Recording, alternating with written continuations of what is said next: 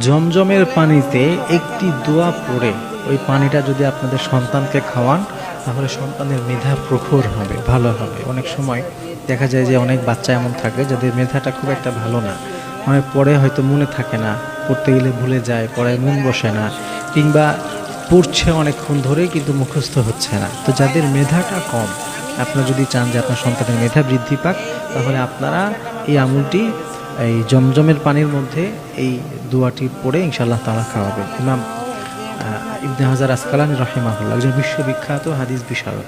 আমরা যদি কেউ হাদিস পড়তে চাই, বলতে চাই, তার সিলসিলা বাদ দিয়ে সম্ভব না, মানে এত বড় একজন ব্যক্তিত্ব। ইমাম ইবনে হাজার আসকালানী রাহিমাহুল্লাহ তিনি আল্লাহর কাছে চাইতেন যে ইমাম জাহাবির মতো যেন তার মেধা হয়। তো তখন এই দোয়াটির আমল উনি করেছিলেন, এবং এই দোয়াটি এত চমৎকার দোয়া, যেটি নবী করিম সাল্লাল্লাহু আলাইহি ওয়াসাল্লাম নিজে একজন সাহাবীকে এই দোয়া করেছিলেন।